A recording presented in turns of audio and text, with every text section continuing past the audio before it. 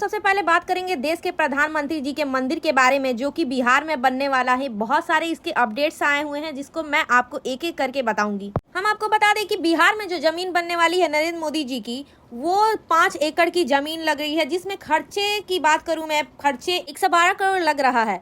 खर्चे की बात करें, ये सारा खर्चा बिहार सरकार द्वारा उठाया जा रहा है और ये बहुत ही बड़े लेवल में, बहुत ही ह्यूज लेवल में, मतलब 5 एकड़ आप समझ सकते हो, बहुत ही ह्यूज लेवल में इसे बनाया जा रहा है। बिहार सरकार द्वारा, बिहार राज्य किन्नर कल्याण बोर्ड द्वारा बिहार में एक भव्य मंदिर का निर्माण होगा जो भगवान श्री नरेंद्र मोदी जी के नाम पर होगा और ये लगभग 112 करोड़ रुपए की लागत से बनेगा। बिहार सरकार का मंत्रिमंडल सचिवालय को भेजा गया है प्रस्ताव, क्योंकि वहीं से ज़मीन का आवंटन होना है। पटना में जैसे ही ज़मीन का आवंटन मिल जाएगा हमें, ये काम, इसका शिलान्यास शुरू हो जाए। तो अब बात करते हैं बिहार के अशोक धाम के बारे में। अभी तक आपने सुन ही लिया होगा कि वहाँ पे अभी भगदड़ मच गई है। बात करें हम वहाँ की, तो बहुत सारे श्रद्धालुओं की जान चली गई है और बहुत सारे ऐसे श्रद्धालु हैं जो घायल हो चुके हैं। अब ये भगदड़ मची कैसे चली वो हम आपको बता देते हैं। उसी में से किसी इंसान ने ये अफवाह फैला दिया कि बिजली की तार गिर गई है और बहुत जल्दी करंट आने वाला है। अब यही बातें सुन के वहाँ पे जितने लोग गए थे, जितने श्रद्धालु थे, वो सब घबरा गए और वहाँ पे अफरा तफरी मच गई। वहाँ पे दृश्य तब भयावह हो गई जब लोग भागना शुरू कर दिए करंट की वजह से, तब वो दृश्य बहुत ही भयावह हो गई। अब हम आपको बता देना चाहेंगे कि इसमें 9 लोगों की जान चली गई है और बहुत सारे ऐसे लोग हैं जो घायल भी हो चुके हैं। इतना ही नहीं, आपने उज्जैन महाकाल का तो नाम सुना ही होगा। सावन के दिन चल रहे हैं और बहुत सारे वहाँ पे लोग जा रहे हैं, तो वहाँ पे भी भगदड़ मच चुकी है। चलो अब हम दिखाते हैं आपको भारत का सबसे बड़ा स्कैम, और ये है रेलवे का स्कैम। आपने बहुत बार सुना होगा कि 90% लोगों के साथ स्कैम हो जाता है और इन भाई के साथ सेम स्कैम हुआ है। तो इन्होंने अपनी बातें साझा कर दी है लोगों के सामने अपने वीडियो के माध्यम से। चलिए हम देखते हैं कि क्या बोल रहे हैं। मैं यात्रा कर रहा हूँ 14/624 में सीर गोविंदपुर वाराणसी एक्सप्रेस में। इसमें क्या है कि मेरा जो सीट है वो RAC है, मतलब एक सीट पे 2 लोग बैठे हुए हैं और इस कोच में जो सीट उपलब्ध है, खाली है। 3-4 सीटें मुझे नॉलेज में आई है कि खाली है। एक्चुअली अम्बाला से पहले TT को मैंने बोला कि मेरे RAC को कंफर्म कर दीजिए। पहली प्रायोरिटी ये होती है कि कोच के अंदर कोई भी सीट खाली होती है तो RAC जिस बंदा है उनको अलाउड करना चाहिए सीरियल नंबर के हिसाब से, ठीक है। पर यहाँ पर क्या किया गया है कि टिकट का फ़ाइन बना करके सीट को भेज दिया गया, या इसके अलावा जो सीटें खाली थी वो अनरिजर्व यात्री को दे दिया गया, फ़ाइन बना के दिया गया, या वेटिंग टिकट थी वैसे दे दिया गया। तो ये कुछ मेरे साथ हुआ है और मैंने पहले इन्फॉर्म किया था, दोबारा उन्होंने कुछ बोला भी नहीं, टाल दिया मेरी बात को। अभी भी एक बुजुर्ग व्यक्ति बैठे थे, उसको बोला कि मैं आता हूँ तो सीट देता हूँ आपको उधर से। TT साहब बोले, मतलब क्या है, मतलब जिसका RAC है उसका कुछ सुनवाई ही नहीं भाई। वो ऐसे स्ट्रगल करके ट्रैवल करता है। तो काइंडली रिक्वेस्ट करता हूँ कि एक बार जो रसीद की जांच करे, TT जो है उनका भी जांच करे और कितनी सीट खाली है उनका भी जांच करे प्रॉपर। इस कोच के अंदर कौन नहीं आया है वो भी देखने के लिए, और पहली प्रायोरिटी है कि जो मेरा RAC है उनको कंफर्म करे। चलो अब हम दिखाते हैं बिहार में फूल का बारिश। इसी हेलीकॉप्टर के माध्यम से सभी जगह फूलों की बारिश की गई। सबसे पहले पटना से स्टार्ट हुआ, पटना मंदिर से, और ये सभी धार्मिक स्थलों पे ले जाया गया।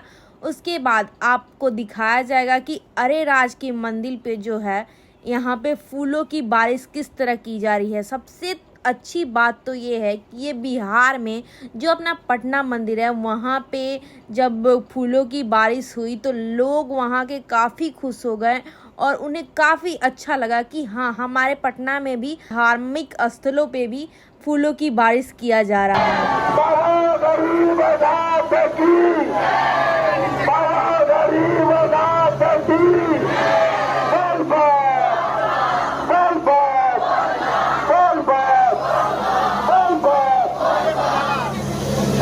चलो अब हम दिखाते हैं बिहार का ऐसा डेवलपमेंट जिसे देखने के बाद आपको भी लगेगा कि यार बिहार में डेवलपमेंट हो रहा है या लोगों को पागल बनाया जा रहा है। आपको हम बता दें 2015 में दरभंगा में अनाउंस हुआ था कि एम्स कॉलेज बनेगा सेंट्रल गवर्नमेंट की तरफ से, और उसमें जो लागत लगेगी 1264 करोड़ लगेगा। सब करने के बाद भी आप देख सकते हो कितनी अच्छी पिक्चरें दिखाई गई थी कि ऐसा बनेगा, बट ऐसा कुछ नहीं हुआ है।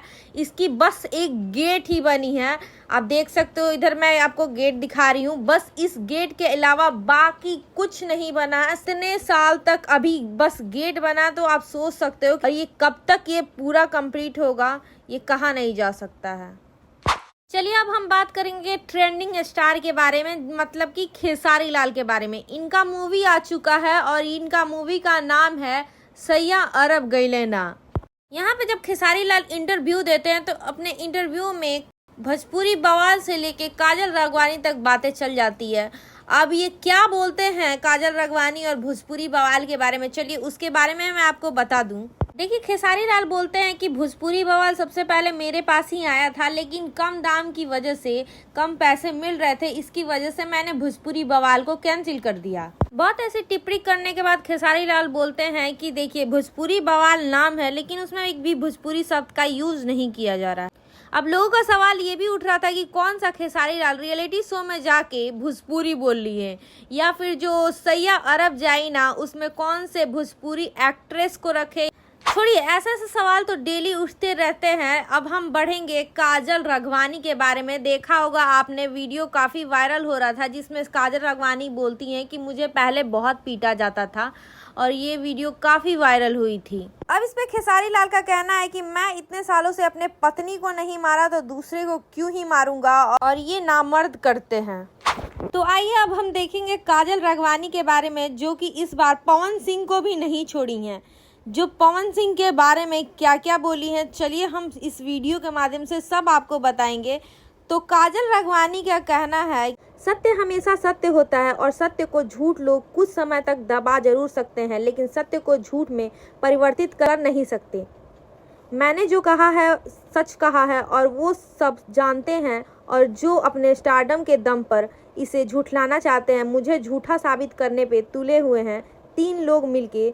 तो सोचिए मेरी बात कितनी सच्ची होगी, जिसे आप सबको मिलके झूठा साबित करने के लिए इतना षड्यंत्र रचा जा रहा है। अच्छा फिर देखिए काजल राघवानी क्या बोलती हैं, बाप रे ये सब तो सब छीनने ही आए हैं। काम हो चाहे किसी का हक हो चाहे किसी का टैग, सब दे दो सब दे दो सब दे दो, मुझे नहीं चाहिए ये टैग। यहाँ का इंडस्ट्री में यहाँ के एक्टर्स को अपनाने नहीं, यहाँ की जनता को अपना बनाने आई हूँ। और जो देख रहे हैं और एक कहें पत्नी से प्यार नहीं, क्योंकि वीडियो आ गया तो सफाई तो बनती है। वाह रे एक्टर बेस्ट जोड़ी, उन्हें मिलना स्वाभाविक है। देखिए ऐसा ऐसा वर्ड बोल रही हैं काजल राघवानी। अभी इतना ही नहीं, काजल राघवानी ने पवन सिंह के बारे में बोला है कि पवन सिंह अपनी बीवी को वोट बैंक के तरह यूज़ कर लेते हैं, और जब भी वोट का टाइम होता है उनका इस्तेमाल करके उन्हें फिर छोड़ देते हैं अपना वोट पाके। तो ऐसा ऐसा काजल राघवानी का कमेंट था। आपको वीडियो कैसी लगी, अच्छी लगी हो तो लाइक सब्सक्राइब शेयर जरूर करना। Bye bye guys.